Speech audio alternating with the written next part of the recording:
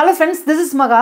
எனக்கு வரக்கூடிய கேள்விகள்ல அதிகமா கேட்கக்கூடிய டாபிக்ல இது ஒன்னு என்ன அப்படினா ஆக்டிவ் வாய்ஸ் பாசிவ் வாய்ஸ்.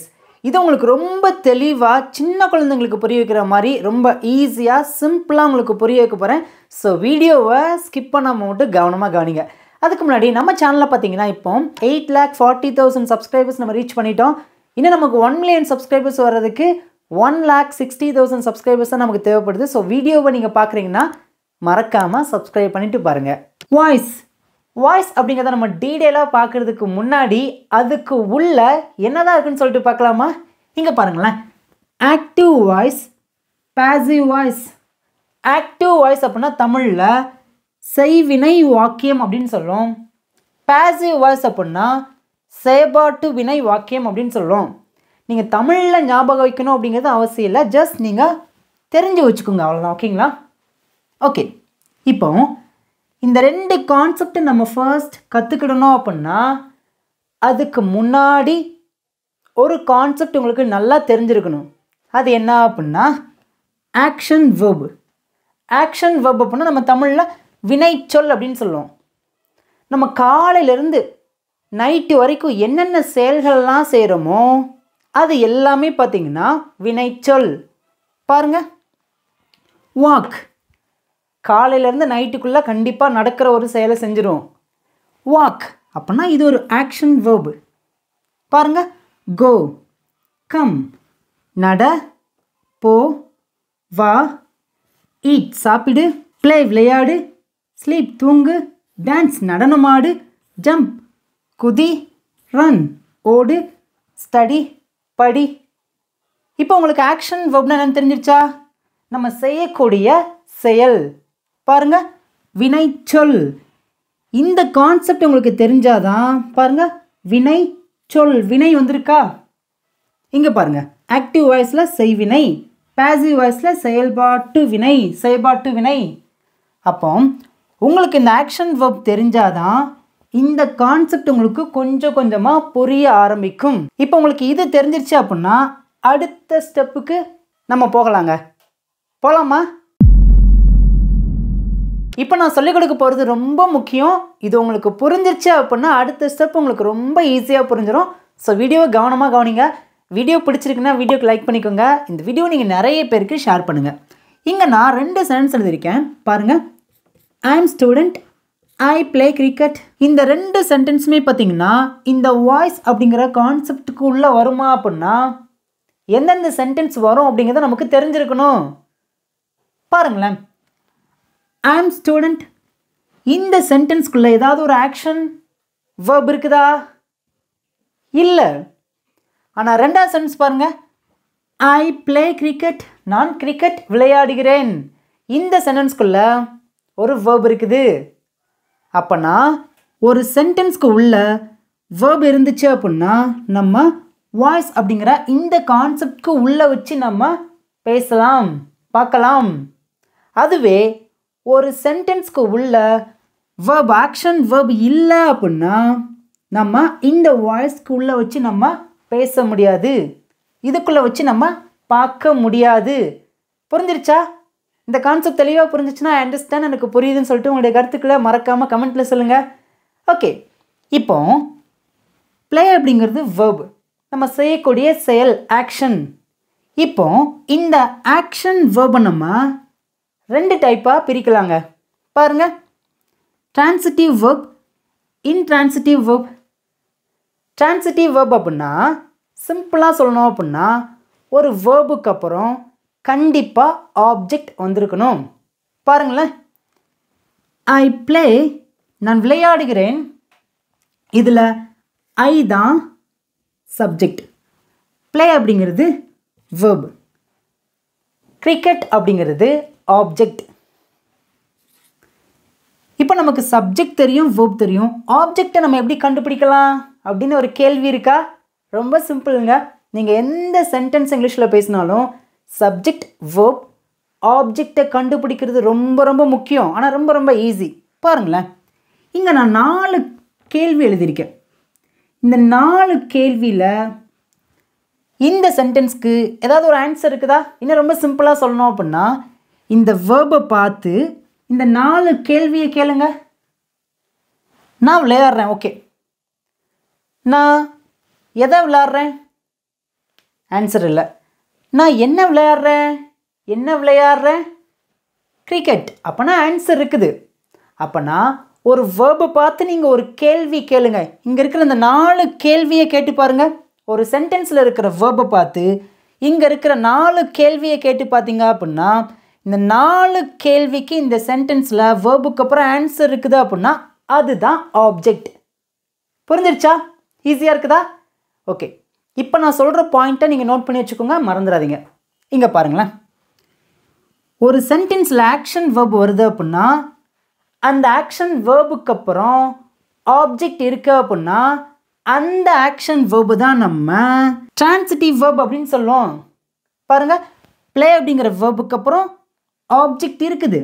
அப்போனா ப்ளே அப்படிங்கிறது ட்ரான்சிட்டிவ் வேர்ப். இப்போ அடுத்து பாருங்கள், இன்ட்ரான்சிட்டிவ் வேர்ப் அப்படின்னா ஒரு சென்டென்ஸில் வேர்ப் இருக்கும், ஆனால் அந்த வேர்புக்கு அப்புறம் ஆப்ஜெக்ட் இருக்காது. ஃபார் எக்ஸாம்பிள் பாருங்களேன், ஐ கோ டு ஸ்கூல். நான் ஸ்கூலுக்கு போகிறேன். இப்போ சப்ஜெக்ட் என்ன? நான். சப்ஜெக்டை ஃபர்ஸ்ட் எப்படி கண்டுபிடிக்கணும்? ஒரு சென்டென்ஸில் வேர்பை பார்த்து ஒரு கேள்வி கேளுங்க. வேர்ப் என்னங்க? போகிறது. இந்த வேர்பை பார்த்து ஒரு கேள்வி கேளுங்களேன். சப்ஜெக்டை எப்படி கண்டுபிடிக்குதுன்னு சொல்கிறேன் பாருங்களேன். போகிற ஒரு செயலை யார் செய்கிறா அல்லது எது செய்தோ அதுதான் சப்ஜெக்ட். இங்கே போகிற ஒரு செயலை நான் தான் செய்கிறேன், அப்படின்னா நான் தான் சப்ஜெக்ட். போகிற செயல் வேர்பு. இப்போ டு ஸ்கூல் அப்படிங்கிறது ஆப்ஜெக்டா? ஆப்ஜெக்ட்னா எப்படி நம்ம கண்டுபிடிக்கணும்? எதை பார்த்து கேள்வி கேட்கணும்? வேர்பை பார்த்து கேள்வி கேட்கணும். கேட்க ஆரம்பிக்கலாமா? நான் போகிறேன். ஓகே, வேர்பை பார்த்து கேளுங்க. நான் எதை போகிறேன்? எதை அப்படிங்கிறது கேள்வியாக கேட்க முடியாது. நான் என்ன போகிறேன்? கேட்க முடியாது. நான் யாரை போகிறேன்? யாருக்கு போகிறேன்? கேட்க முடியாது. இந்த 4 கேள்விக்கும் வேர்புட்டு ஆன்சர் இல்லை அப்படின்னா அதுக்கப்புறம் வரக்கூடியது ஆப்ஜெக்ட் கிடையாது. புரிஞ்சிருச்சா? அப்போனா இன்ட்ரான்சிட்டிவ் வேர்ப் அப்படின்னா வேர்புக்கு அப்புறம் ஆப்ஜெக்ட் வரலை அப்படின்னா அந்த வேர்பு இன்ட்ரான்சிட்டிவ் வேர்ப் அப்படின்னு சொல்லுவோம். அது டிரான்சிட்டிவ் வேர்புக்கு உள்ளே வராது. புரிஞ்சிச்சா? ஈஸியாக இருக்குதா? நான் மெதுவாக பொறுமையாக தான் சொல்லிக் கொடுப்பேன். ஸோ வீடியோவை ஸ்கிப் பண்ணாமல் கவனமாக கவனிங்க. இப்போ நீங்கள் கேட்கலாம், மகா ஆக்டிவ் வாய்ஸ் பேசிவ் வாய்ஸ் தான் நம்ம கற்றுக்கிட்டு இருக்கோம், இந்த இடத்துல எதுக்கு இந்த கான்செப்டை கொண்டு வரீங்கன்னு சொல்லிட்டு கேட்குறீங்களா? நல்லா கவனிச்சுக்கோங்க. இப்போ சொல்லிக் கொடுக்க போகிறது ரொம்ப முக்கியம். மறக்காமல் நோட் பண்ணி வச்சுக்கோங்க. நம்ம ஒரு சென்டென்ஸை ஆக்டிவ் வாய்ஸ்லேருந்து பேசிவ் வாய்ஸ்க்கு மாற்றும் போது இங்கே பாருங்கள், கண்டிப்பாக டிரான்சிட்டிவ் வேர்ப் ஒரு சென்டென்ஸ்குள்ளே இருந்தால் மட்டும்தான் அந்த சென்டென்ஸை நம்ம பேசிவ் வாய்ஸ்க்கு மாற்ற முடியும். ஆனால் ஒரு சென்டென்ஸ்க்கு உள்ள இன்ட்ரான்சிட்டிவ் வேர்ப், அதாவது இங்கே பாருங்கள் கோ அப்படிங்கிற இந்த மாதிரி வேர்ப்லாம் இருந்துச்சு அப்படின்னா இந்த சென்டென்ஸை நம்ம ஆக்டிவ் வாய்ஸ்லேருந்து பேசிவ் வாய்ஸ்க்கு நம்மளால் மாற்ற முடியாது.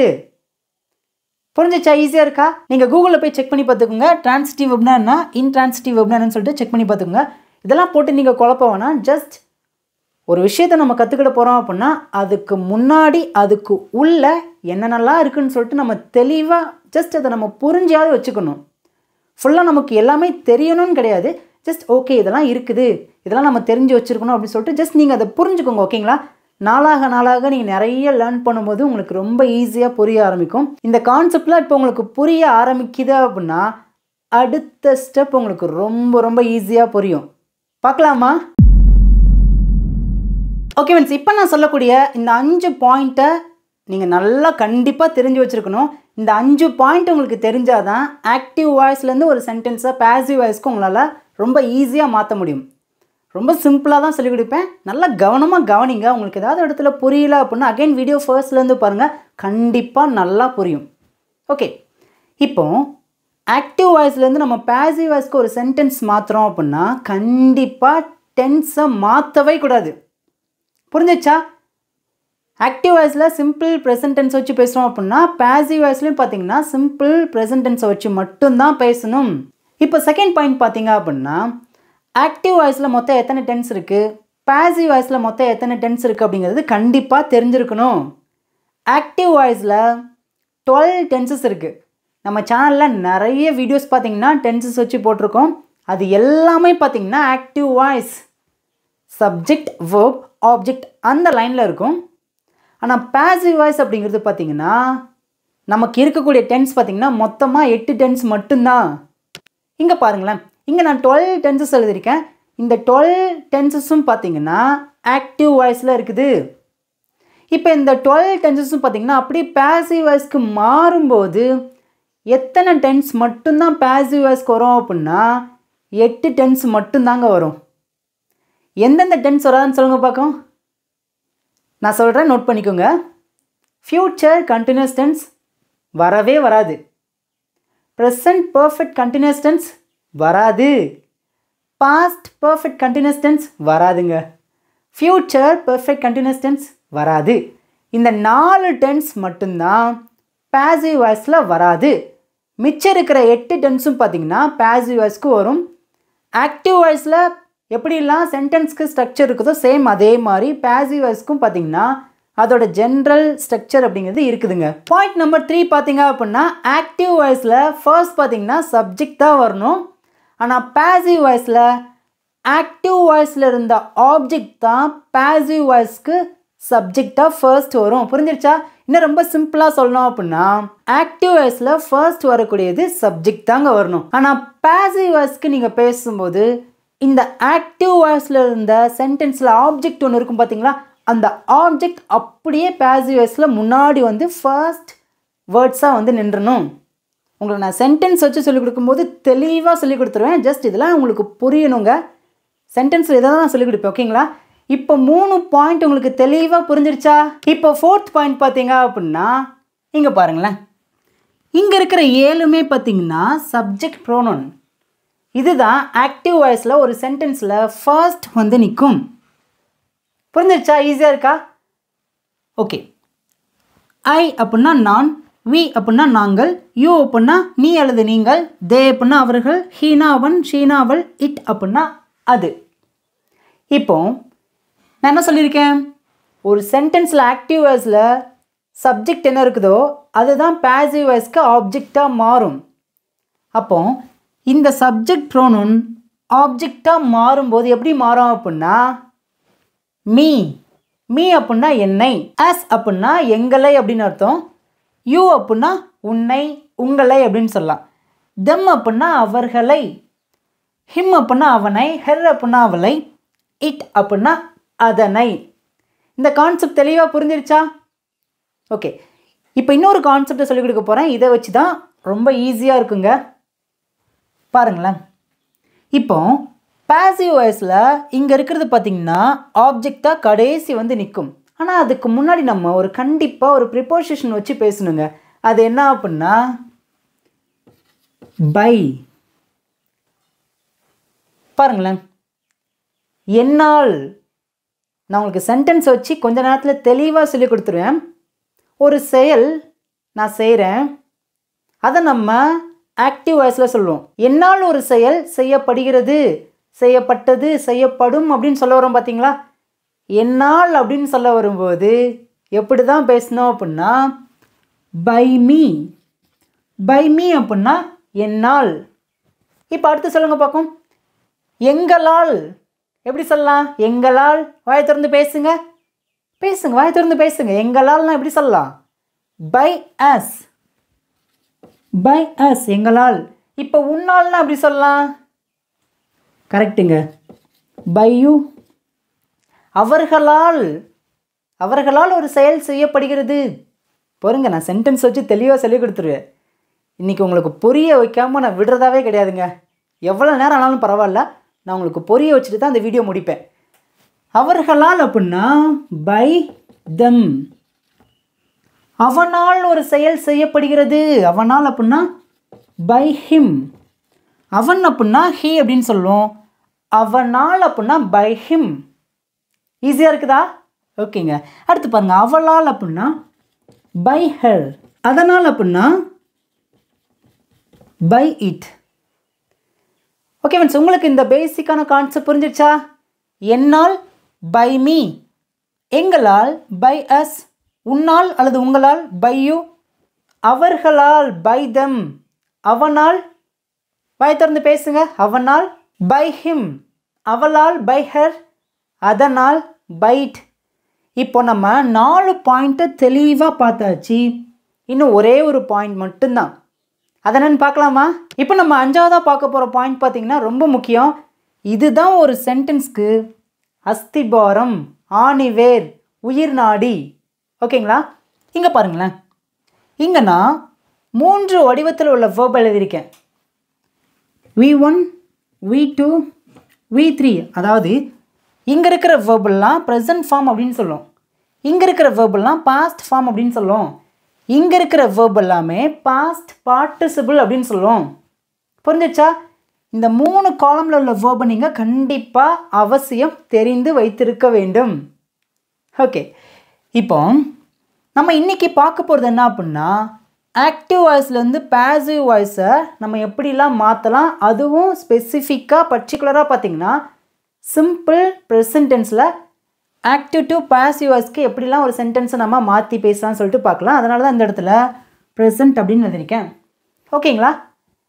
இங்கே பாருங்களேன், ஈட் அப்படிங்கிற வேர்ப் இருக்குது பார்த்தீங்களா?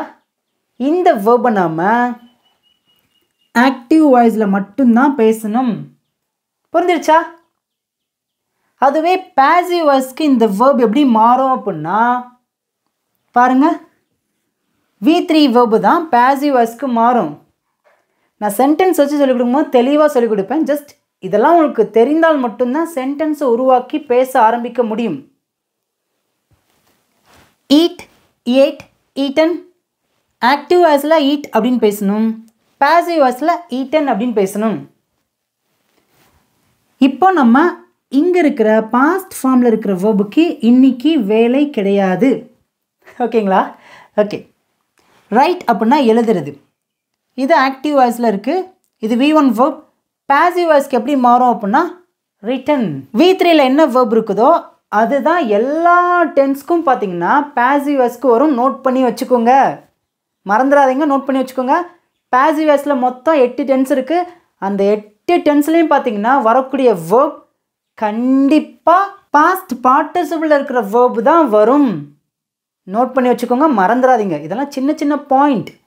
அடுத்து பாருங்கள், க்ளீன் அப்படின்னா சுத்தம் பண்ணுறது, க்ளீன்ட் அப்படின்னா பாஸ்ட் பார்ட்டிசிபிள். சிங் அப்படின்னா பாடுறது, சங் அப்படின்னா பாஸ்ட் பார்ட்டிசிபிள் இருக்கிற வேர்ப். Cook, cooked. இந்த பேசிக் கான்செப்ட் புரிஞ்சிச்சா? ஈஸியாக இருக்குதா? இப்போ நான் உங்களுக்கு 5 பாயிண்ட் சொல்லி கொடுத்துருக்கேன். இந்த 5 பாயிண்ட் என்ன பண்ணுங்கள் அப்படின்னா வீடியோ பாஸ் பண்ணுங்கள். இந்த 5 பாயிண்ட்டை வரிசையாக நீங்கள் யோசிங்க, திங்க் பண்ணி வாய் திறந்து பேசுங்க. அப்படி உங்களுக்கு புரியல அப்படின்னா அகைன் இந்த வீடியோ ஃபர்ஸ்ட்லேருந்து இந்த ஃபர்ஸ்ட் பாயிண்ட்லேருந்து பார்த்துட்டு வாங்க. ஏன்னா இந்த 5 பாயிண்ட்டை வச்சு தான் இதுக்கப்புறம் நம்ம ஒவ்வொரு சென்டென்ஸும் பேச ஆரம்பிக்க போகிறோம். ஐ ஹோப் உங்களுக்கு இந்த 5 பாயிண்ட் தெளிவாக புரிஞ்சிருச்சுன்னு நினைக்கிறேன். தயவு செய்து புரியாமல் பார்க்காதீங்க. இதுக்கப்புறம் பார்த்தீங்க அப்படின்னா உங்களுக்கு புரியுறது கொஞ்சம் கஷ்டமாக இருக்கிற மாதிரி தோணும். பட் நீங்கள் கஷ்டப்படாத அளவுக்கு நான் உங்களுக்கு நிறுத்தி பொறுமையாக சின்ன குழந்தைங்களுக்கு புரிய வைக்கிற மாதிரி புரிய வச்சிட்டேன். உங்களுக்கு ஏதாவது ஒரு இடத்துல புரியல அப்படின்னா மறக்காமல் எனக்கு கமெண்ட்டில் நீங்கள் சொல்லுங்கள், நான் தெரிஞ்சுக்கிறேன். உங்களுக்கு நல்லா புரிஞ்சிருக்கு அப்படின்னா அதையும் கமெண்ட்டில் சொல்லுங்கள், நான் தெரிஞ்சுக்கிறேங்க. ஓகே, இப்போ நம்ம என்ன பண்ண போகிறோம் அப்படின்னா நிறைய சென்டென்ஸை நம்ம பேச ஆரம்பிக்க போகிறோம். நம்ம இங்கிலீஷ் பேசலாம் சேனலோட ஸ்போக்கன் இங்கிலீஷ் கிளாஸ்க்கான PPT இருக்குது. அதுக்கப்புறம் டெய்லி யூஸ் சென்டென்சஸ், நம்ம டெய்லி யூஸ் பண்ணக்கூடிய முக்கியமான வேர்ட்ஸ்க்கான PPT எல்லாமே நம்மகிட்ட இருக்குது. இஃப் யூ வாண்ட், உங்களுக்கு வேணும் அப்படின்னா இந்த நம்பர் நீங்கள் காண்டாக்ட் பண்ணி நீங்கள் வாங்கிக்கலாங்க. ஓகே ஃப்ரெண்ட்ஸ், இங்கே நான் ஆக்டிவ் வாய்ஸும் பேசிவ் வாய்ஸும் தனித்தனியாக பிரித்து எழுதிட்டேன். உங்களுக்கு இந்த கான்செப்டை புரிய வைக்காமல் நான் விடவே மாட்டேங்க. ஓகே, இப்போ ஆக்டிவ் வாய்ஸில் ஃபர்ஸ்ட் ஒரு சென்டென்ஸ் எழுதிக்க பாருங்களேன். நான் ஒரு ஆப்பிள் சாப்பிடுகிறேன். நம்ம பெரும்பாலும் பார்த்திங்கன்னா பேசக்கூடிய சென்டென்ஸ்லாம் பார்த்திங்கன்னா ஆக்டிவ் வாய்ஸில் தான் இருக்கும். பேசலாமா? உங்களுக்கு ஆன்சர் தெரிஞ்சுன்னா உங்களுடைய ஆன்சரை இப்போ இருந்து கமெண்ட்டில் வரிசையாக டைப் பண்ணிட்டே வாங்க. ஃபர்ஸ்ட் நம்ம சப்ஜெக்டை தான் பேசணும். சப்ஜெக்ட் யார் இந்த சென்டென்ஸில்? சப்ஜெக்ட் எப்படி கண்டுபிடிக்கணும்? வேர்பை பார்த்து கேள்வி கேட்டு பாருங்கள். சாப்பிட்ற ஒரு செயலை யார் செய்கிறாங்க அல்லது எது செய்யுது? யார் செய்கிறாங்க அப்படின்னா நான். இப்போ நான் தான் சப்ஜெக்ட். நான் அப்படின்னா ஐ. சப்ஜெக்டை பேசணுன்னா வேர்பை தான் பேசணும். வேர்ப் என்ன? சாப்பிட்றது. ஐ ஈட், நான் சாப்பிட்றேன். எதை சாப்பிடுகிறேன்? ஒரு ஆப்பிள். இந்த இடத்துல நிறைய பேர் ஆப்பிள் அப்படின்னு பேசுவீங்க, அப்படி பேசக்கூடாது. an ஆப்பிள் அப்படின்னு தான் பேசணும், ஓகேங்களா? ஏன் அப்படின்னா அப்படிங்கிறது பார்த்தீங்கன்னா வவல் சவுண்ட். அப்படின்னா அதுக்கு முன்னாடி an அப்படிங்கிற ஆர்டிக்கல் நம்ம சேர்த்து தான் பேசணும், ஓகேங்களா? I eat an apple.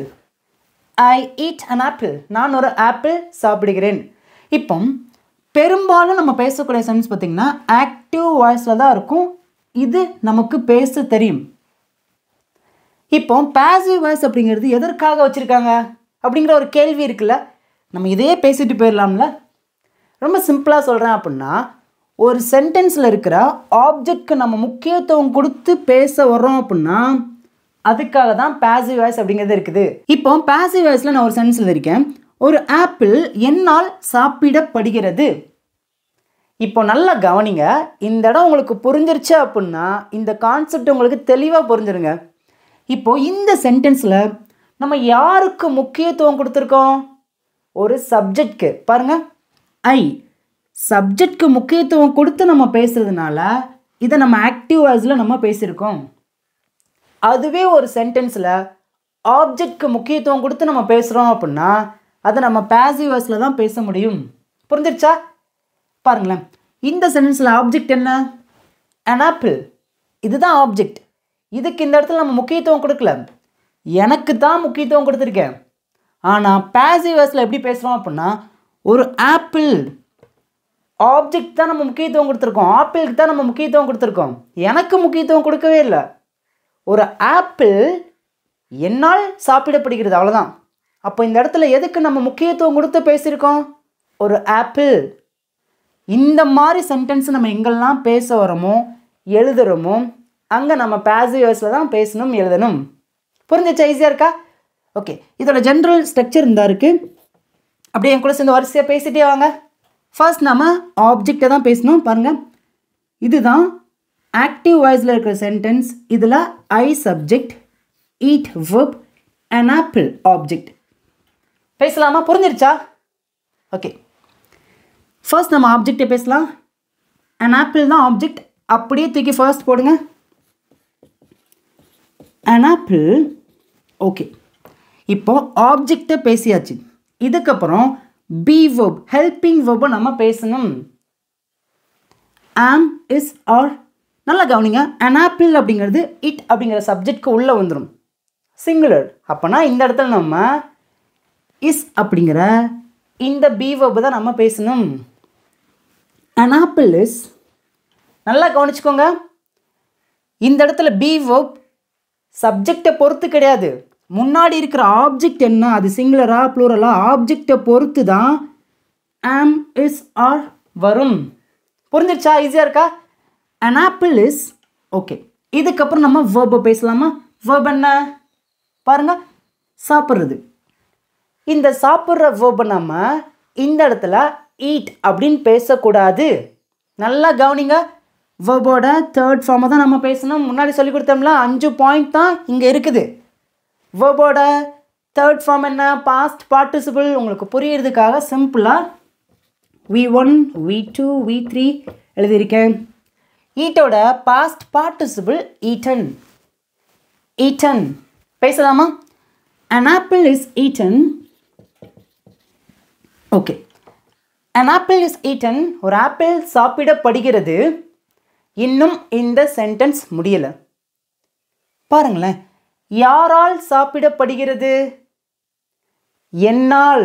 முன்னாடி 5 பாயிண்ட் சொல்லி கொடுத்தோம் பார்த்தீங்களா? அந்த 5 பாயிண்ட்டை வச்சு தான் நம்ம ஒவ்வொரு சென்டென்ஸாக நம்மளால் எழுத முடியும், பேச முடியும். அந்த 5 பாயிண்ட் உங்களுக்கு தெரியல அப்படின்னா தயவுசெய்து முன்னாடி போய் பாருங்கள், வீடியோ கொஞ்சம் முன்னாடி போய் பாருங்கள். 5 பாயிண்ட்டை நல்லா பார்த்து புரிஞ்சதுக்கப்புறம் இங்கே வாங்க. an apple is eaten.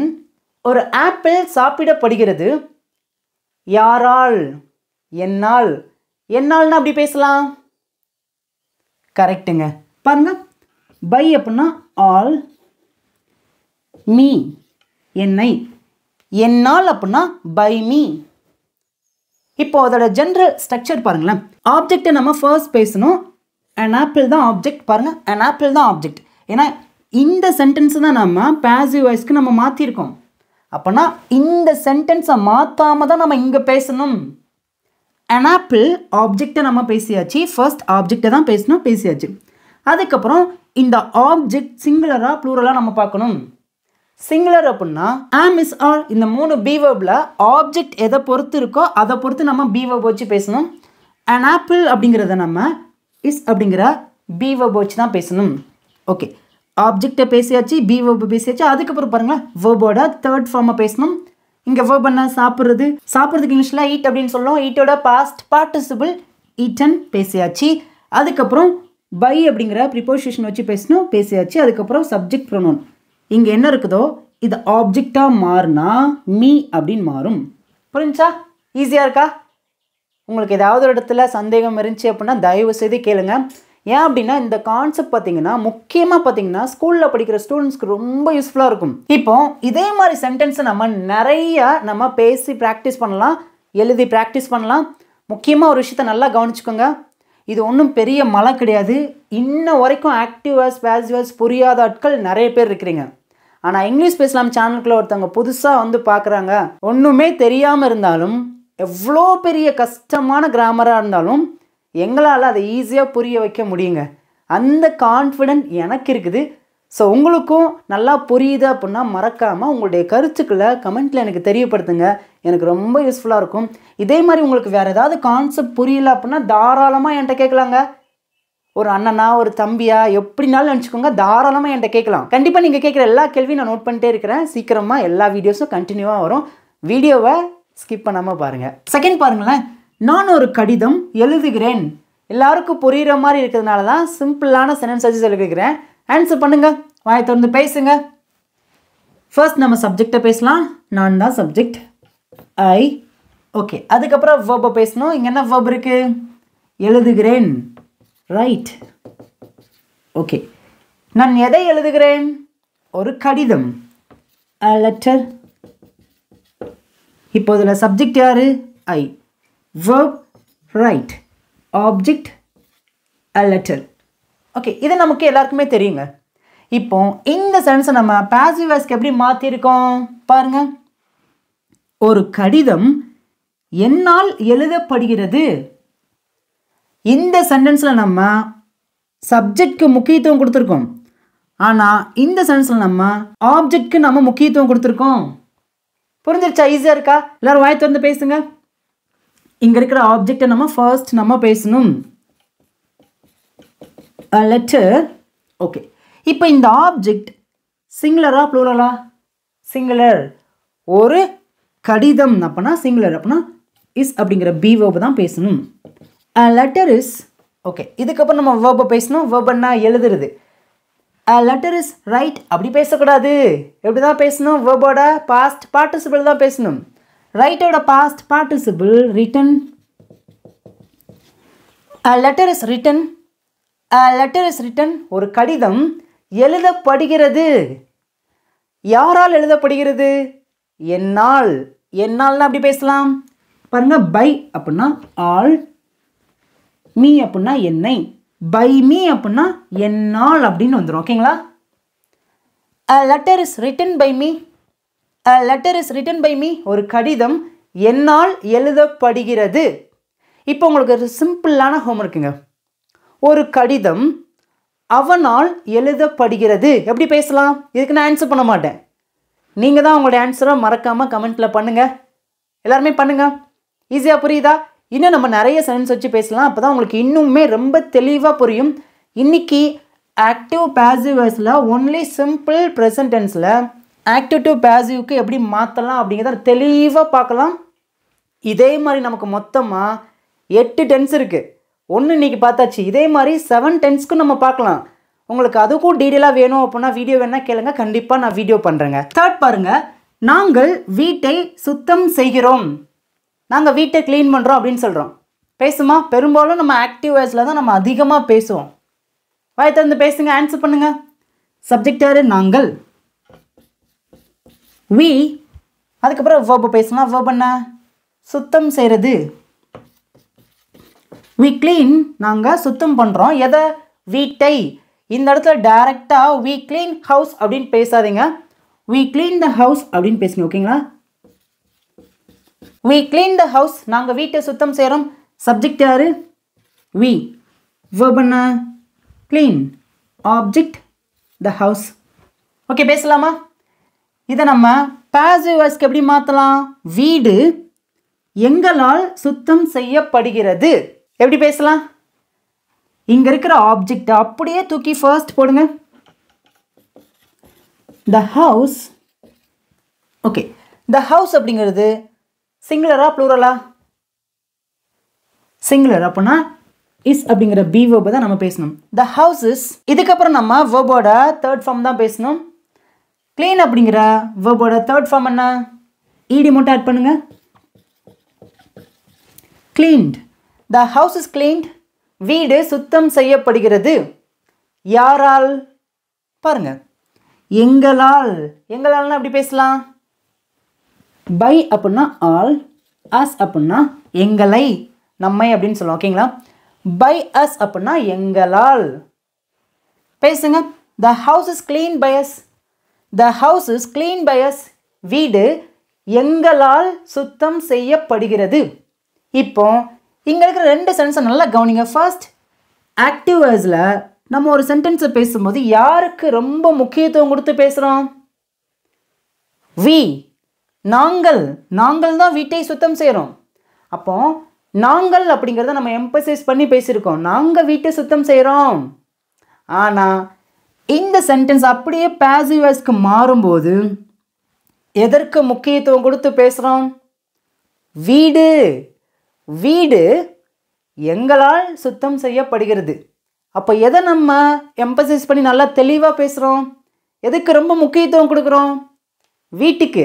அப்போனா ஒரு சென்டென்ஸில் ஆக்டிவ் வாய்ஸை வச்சு நம்ம பேசும்போது அதில் சப்ஜெக்ட்க்கு முக்கியத்துவம் கொடுப்போம். ஒரு சென்டென்ஸில் ஆப்ஜெக்ட்க்கு முக்கியத்துவம் கொடுத்தா அதை நம்ம பாசிவ் வாய்ஸில் பேசுவோம். இன்னும் ரொம்ப சிம்பிளாக சொல்லணும் அப்படின்னா, ஒரு சென்டென்ஸில் சப்ஜெக்ட் ஆக்டிவாக இருந்தால் அது ஆக்டிவ் வாய்ஸ். ஒரு சென்டென்ஸில் சப்ஜெக்ட் இன்ஆக்டிவாக இருந்தால் அது பாசிவ் வாய்ஸ். புரிஞ்சா? இந்த மாதிரி சின்ன சின்ன விஷயத்தை நீங்கள் புரிஞ்சுக்கிட்டீங்க அப்படின்னா ஒரு சென்டென்ஸ் ஆக்டிவில் இருக்குது, ஒரு சென்டென்ஸ் பாசிவில் இருக்குது அப்படின்னு சொல்லிட்டு ஈஸியாக புரிஞ்சுக்கலாம். சின்ன குழந்தைங்களுக்கு புரிய வைக்கிற மாதிரி தெளிவாக பொறுமையாக நான் சொல்லிக் கொடுக்குறேங்க. நெக்ஸ்ட் டைம் பாருங்களேன். அவள் பிரியாணி சமைக்கிறாள். இந்த சென்டென்ஸ் பார்த்தீங்கன்னா ஆக்டிவ் வாய்ஸில் இருக்குது. பேசலாமா? சப்ஜெக்ட் யார்? அவள். ஷீ தான் சப்ஜெக்ட். அதுக்கப்புறம் வேர்பை பேசணுங்கன்னா வேர்ப் சமைக்கிறது. சமைக்கிறதுக்கு என்ன சொல்ல இங்கிலீஷில்? குக். அதுக்கப்புறம் நம்ம ஆப்ஜெக்டை தான் பேசணும். இங்கே என்ன ஆப்ஜெக்ட்? பிரியாணி. ஓகே, இந்த சென்டென்ஸ் கரெக்டாக இருக்குதா? சொல்லுங்க பார்க்கும். ஆமாங்க, கரெக்டாக தான் இருக்குன்னு சொல்கிறீங்களா? சப்ஜெக்ட் இருக்குது, வேர்ப் இருக்குது, ஆப்ஜெக்ட் இருக்குது. இங்கே ஒரு சின்ன மிஸ்டேக் இருக்குதுங்க. ஒரு சின்ன வேர்டை நம்ம ஆட் பண்ணணும். எங்கே அப்படின்னா இந்த வேர்புக்கு அப்புறம் நம்ம எஸ் ஆட் பண்ணி பேசணும். ஏன்னு கேட்குறீங்களா? நான் நிறைய வீடியோஸில் சொல்லியிருக்கேன்.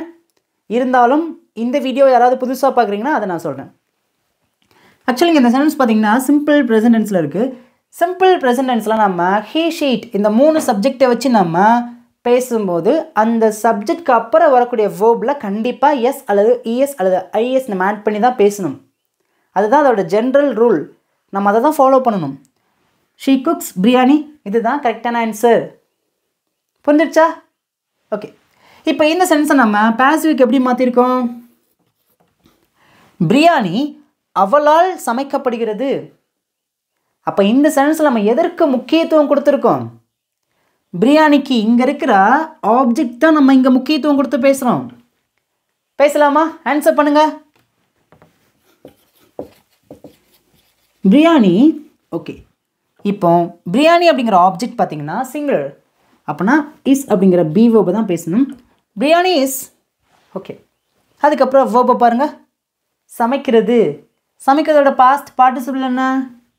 குக்ட். ஈடி மட்டும் ஆட் பண்ணால் போதும். Biryani is cooked. பிரியாணி சமைக்கப்படுகிறது. யாரால்? அவளால். அவளால்னா அப்படி பேசலாம். பேசுங்க. அவளால்னா அப்படி பேசலாம். By her. That's all. Biryani is cooked by her. Biryani is cooked by her. அவளால் பிரியாணி சமைக்கப்படுகிறது. இப்போ இங்கே பாருங்களேன், ஆக்டிவ் வாய்ஸில் நம்ம ஷீ அப்படிங்கிற சப்ஜெக்ட் தான் முக்கியத்துவம் கொடுத்து பேசியிருக்கோம்.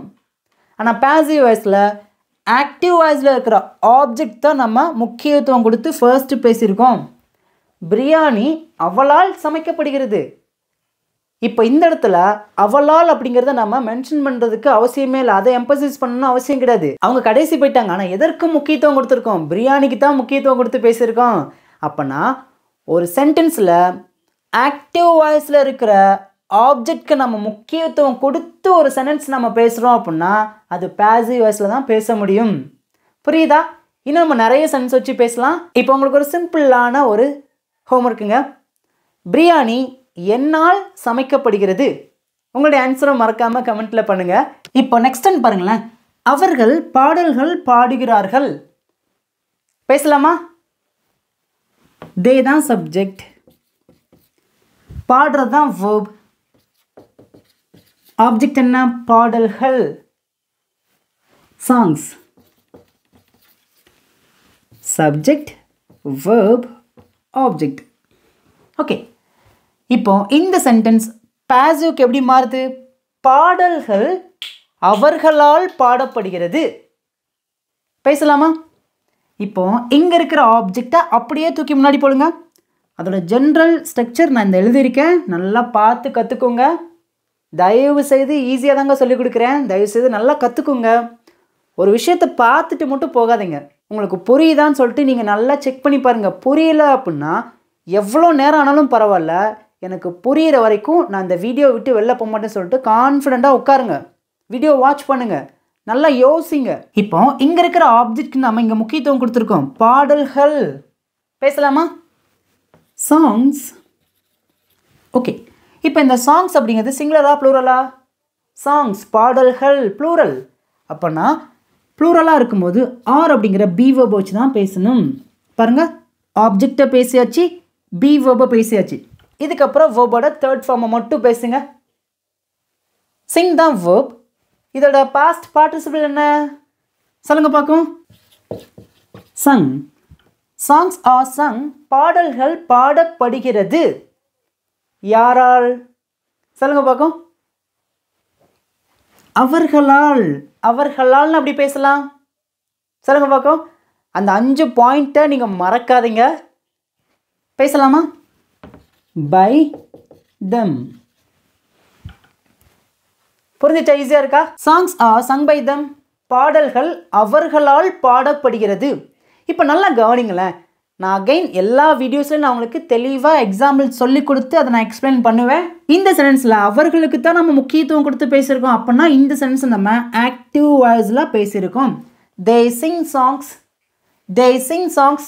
ஆனால் இந்த சென்டென்ஸ் அப்படியே பாசிவ் வாய்ஸ்க்கு மாறும்போது எதற்கு முக்கியத்துவம் கொடுத்துருக்கோம் அப்படின்னா ஆக்டிவ் வாய்ஸில் இருக்கிற ஆப்ஜெக்ட் தான் நம்ம இங்கே முக்கியத்துவம் கொடுத்து பேசியிருக்கோம். பாடல்கள் அவர்களால் பாடப்படுகிறது. Songs are sung by them. ஈஸியாக புரியுதா? இன்னும் ஒரே ஒரு சிம்பிளான எக்ஸாம்பிள் பார்க்கலாம். அதுக்கு முன்னாடி உங்களுக்கான ஹோம்ஒர்க். ஒரு பாடல் என்னால் பாடப்படுகிறது. ஆன்சர் பண்ணுங்கள், கமெண்ட்டில் பண்ணுங்கள். ஏன்னா இதுக்கு நான் ஆன்சர் பண்ண மாட்டேன். நீங்கள் ஆன்சர் பண்ணும்போது நிறைய பேர் இதுக்கான ஆன்சரை கீழே கமெண்ட்டில் செக் பண்ணி பார்க்கும்போது அவங்களுக்கு ரொம்ப யூஸ்ஃபுல்லாக இருக்குங்க. அதுக்கு முன்னாடி இந்த வீடியோவுக்கு நீங்கள் இன்ன வரைக்கும் லைக் பண்ணாமல் பார்த்துருக்கீங்கன்னா மறக்காமல் வீடியோவுக்கு லைக் பண்ணிக்கோங்க. ஏன் அப்படின்னா நீங்கள் லைக் பண்ணும்போது இந்த வீடியோ இன்னும் நிறைய பேருக்கு ஷேர் ஆகும். நீங்களும் இந்த வீடியோவை நிறைய ஃப்ரெண்ட்ஸ்க்கு ஷேர் பண்ணுங்கள். உங்களுக்கான ஹோம்ஒர்க், இங்கே இருக்கிற தமிழ் சயின்ஸ்க்கு நான் ஆன்சர் பண்ண மாட்டேன். உங்களுடைய ஆன்சரை மறக்காமல் கமெண்ட்டில் எனக்கு தெரியப்படுத்துங்க. இன்னும் இது போல் நிறைய வீடியோஸில் நான் உங்களை பார்க்குறேன். தேங்க்யூ.